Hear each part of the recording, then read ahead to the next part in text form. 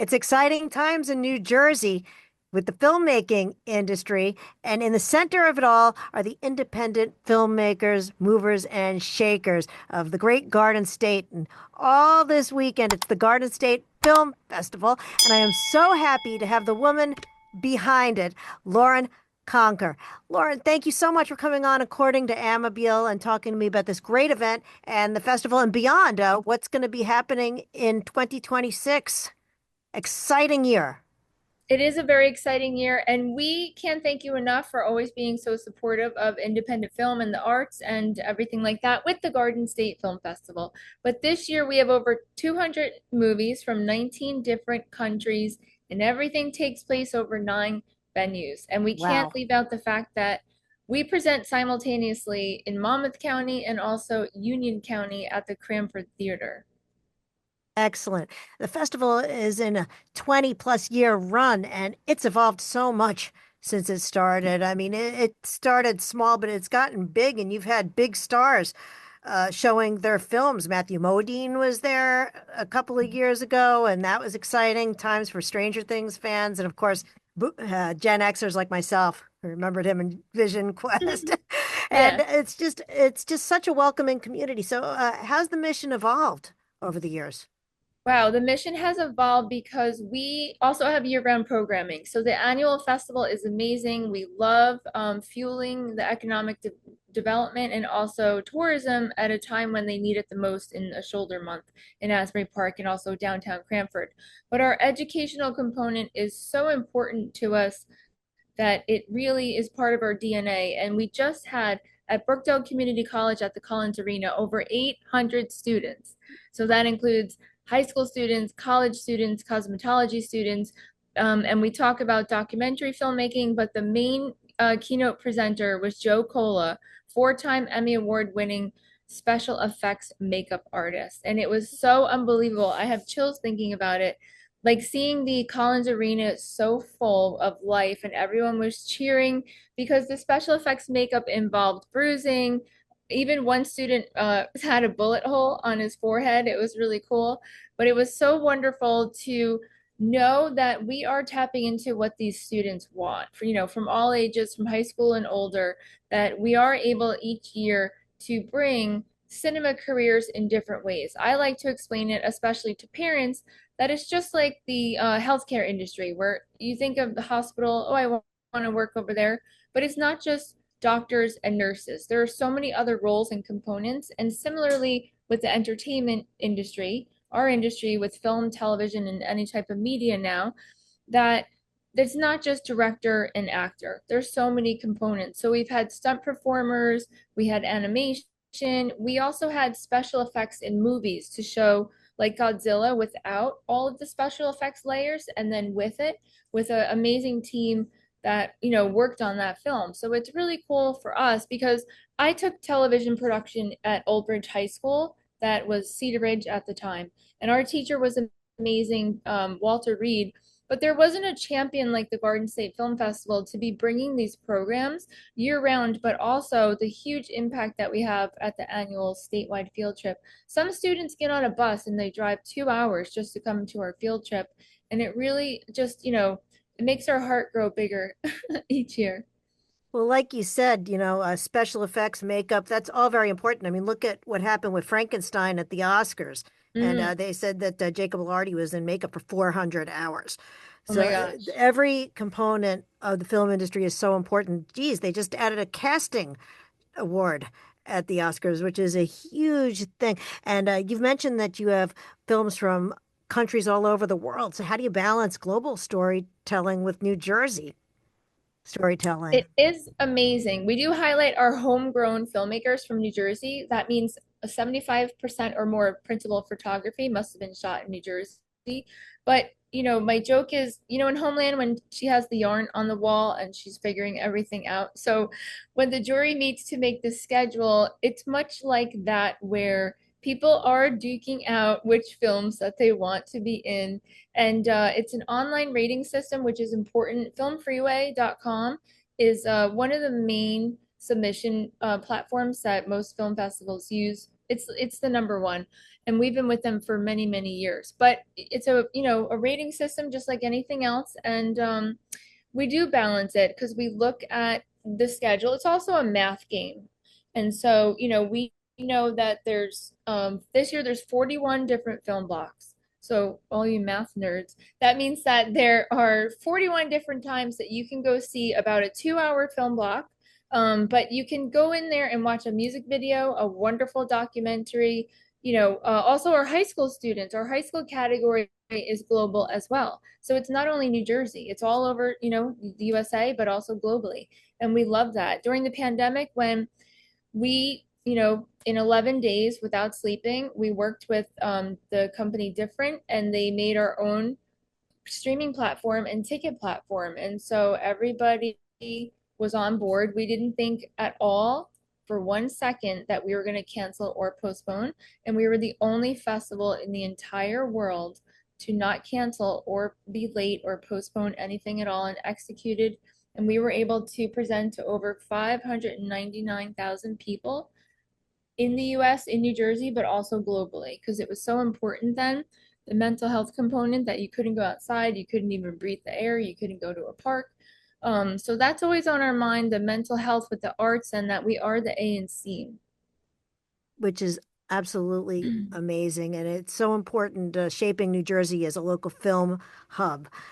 I believe in. And look at what's happening in New Jersey now, Lauren, with Netflix and all the studios and all the filming. Right now, Rabbit Rabbit with Adam Driver is Mm-hmm. filming. My own son was an extra in a movie with Juliana Margulies, a movie Oh, called cool. Penny.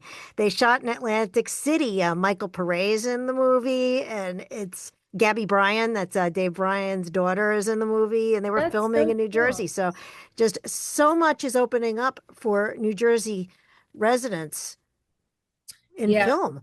And we love Atlantic City. Heather Koachi down there. We absolutely love the Film Commission down there, and also the South Jersey Film Cooperative. Yeah, so it's very exciting. So I love that people are paying more attention since the word Netflix has been, spoken a lot. But if you really look at the map of New Jersey, you will see that there are already a lot of production companies here, and north and south, all over the place. So it's really wonderful that everyone is rallying around. And something that I really like to stress and basically promote awareness and the education is, yes, production is a traveling circus, whether it's a film or a TV series, but it's amazing of the economic impact it has in the surrounding areas. So think about Atlantic City that your son was on. Every single person, including your son, they had to sleep somewhere, they had to eat places, they had to get their, uniforms or outfits, whatever, wardrobe cleaned, like all of those things. It's a domino effect in the small businesses in that area. And, craft services, everybody needs to eat. But it's a really wonderful thing that I don't think the general public understands. And with the Film Commission rolling out the Film Ready program, which is unbelievable, it kind of explains everything in an easier, if it was like a, not a book for dummies, but it dumbs everything down a bit so it's not as scary. When a film is coming into town, the municipalities might get a little concerned or nervous of what's going on, but the Film Commission always does such a wonderful job at being so accommodating and flexible and working with the mayors and the municipalities. So that's really wonderful. You can go to their website for the New Jersey Motion Picture and Television Commission and kind of see what else is happening right now. But it's really great that the word Netflix has inspired so many people to turn their heads now to our industry. And it's been a really great, like a rolling snowball, that things can only get better. And I really love that now more people in New Jersey can live where they work. Because, when we were growing up, you had to go to New York, basically. Or California. Yeah, exactly. Go Yeah. west. Yep. But internships and, just to even become a freelancer or a PI to get your feet wet. There were certainly things in New Jersey. I was fortunate to work at Lash Media when I was a spring young chicken. But yeah, it's really great to see more and more opportunities in New Jersey. And so with Brookdale Community College, and I work at Brookdale Television, all of our students get hands-on training experience with Brookdale Television. It's so important because you can go to Brookdale and get your 2-year degree. And now with the New Jersey Film Academy, that's an accessory to the classes Brookdale already has. So depending on what somebody would like to study, you can really find anything you need to. And the film festival creates all kinds of opportunities. Like, for instance, this weekend with the panels, what opportunities should people take from the festival this weekend? And what panels are a must do? I know all of them are, but there's usually some that you gotta Yeah. really check that box. Get that box. So I like taking the Garden State Film Festival program book. Even for me, I take a Sharpie and circle all of the things I'm going to. But you don't want to miss the panel and breakfast. It is a separate ticketed event. You can go to gsff.org or buy tickets at the door.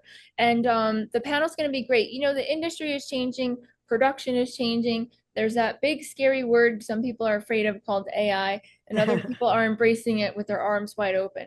So we're going to talk about all of those different things and kind of how to maneuver through, what's happening with the industry today. And we have Gannon Murphy with the 25th Strategic, and it's going to be a really fun panel. But you can have the opportunity to ask questions. But not only that, throughout the whole entire festival, we don't segregate the VIPs and celebrities. Annabelle O'Hagan from Fallout, the TV show, she's going to be there. We have a whole bunch of other people that are going to be around, but you really want to be there for the Friday night buzz. Tonight, we have the Thursday Meet the Filmmakers, which is a little more like quiet. You can have more conversations. And then Friday is just hot to trot, and the red carpet is going to be hot. And it's a really fun time. But Saturday and Sunday, we also have the filmmaker lounges. So let's say you didn't want to go to the next film block, you kind of wanted to chill. You can go to the Asbury Hotel lobby area. It's called the Sound Booth Bar. And the Berkeley is our main hub. So there's tons of couches. The lobby is super cool. And you can also go into the Shoreline Social Club and restaurant in the Berkeley. So we're going to have filmmakers, distributors, financiers, anything you can think of. We have emerging talent with our high school students that we kind of love to take under our wing and show them the ropes. And then we have our seasoned professionals all in the same room. So we really provide full access. And that's great for fledgling filmmakers or just people that want to break in. That's what I love about this festival. It's open to everybody. You could be, just at the ground floor starting, and you could get in there and start networking and meeting people and getting advice, which is Yeah. just, I think that's the most valuable thing. It is. And, it was sad. One of our students is a senior now, but I was said to his mother, oh my God, we have to like follow his journey because we've been on this ride for so long. And, he makes more advanced films than some of the other students, but it's really wonderful to just be on their journey, no matter what age they're at or where in the career they are. Because we also have our, alumni. It sounds very Jersey, but once you're a part of the festival, you're a family. So we like to promote and showcase our alumni success stories as well. And speaking of journeys, uh, the festival, the future journey, the next 5 years, next 10 years, where do you see the festival evolving to? And where do you see filmmaking evolving to in our great Garden State? Oh my gosh. Yeah, this is our 24th year, so we're going to be Crazy. 25. I don't know if we look it, but no, I'm just kidding. But we're going to be 25, and I'm just excited. We always want to make sure that we are bringing to our audience and our fans exactly what they're looking for.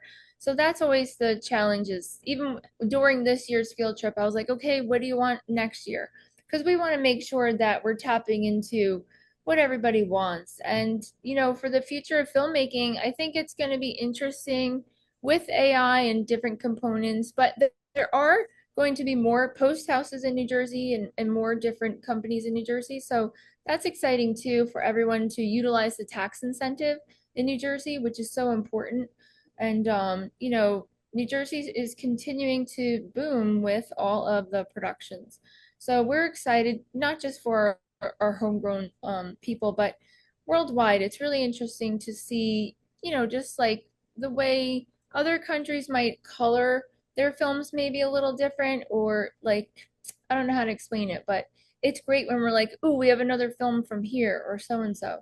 It's really wonderful just to see the different components. But we always really love if there's a comedy too, depending on the year. Like after COVID, there was a lot of dark movies, and it's And nice to see. documentaries. Yeah, and documentaries. Oh, we have such great documentaries. There's one called Stronger Than You Think. It's playing at the Asbury Lanes Saturday at 5 o'clock. And we have Allie Truitt, who is a Paralympian um, swimmer. And it's a really hardcore documentary about her journey. She went to Turks and Caicos and cue the Jaws music. But Oh, it's her story of how she overcame this, like, it's amazing. I have chills thinking about watching the movie. We also have Brothers on Three. It's a documentary about the West Point rugby team, but it's more than about rugby. It's about brotherhood and just like being on an athletic team, the kind of family that you have with that. And we will have Christian Brothers Academy rugby team there, Jersey Shore Youth Rugby,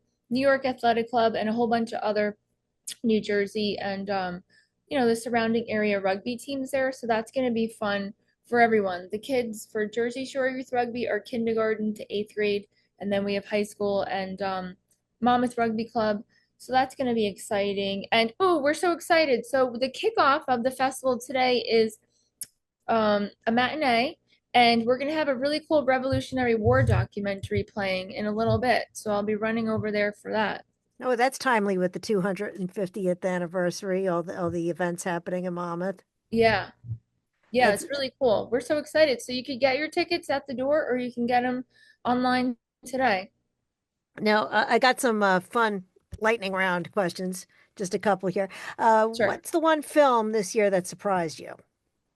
That surprised me. Ooh, we have a really beautiful film called Beautiful Pam. It's in our LGBTQ plus block, and it's a beautiful film. It's really heavy and dark, but oh my God, it's an amazing film. That sounds great. Now, what's your favorite part of the festival weekend personally? Personally, I love all of it, but Thursday night, Meet the Filmmakers, which is open to the public. Some people think it's industry only, but I like that because it's like a little calm for me because then Friday night, I'm personally greeting all of the filmmakers on the red carpet. Oh, I've seen That's, you, and yeah. you're really good at it.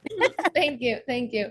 Yeah, so that's a wild thing. And then Saturday and Sunday is fun. Oh, we have a great documentary called The Place of Honor, Sunday at 11:45 at the Jersey Shore Arts Center, and it's about our Vietnam War Memorial and Educational Center in Homedale, New Jersey. That's amazing, and you should go to their website to check out the memorial and the museum.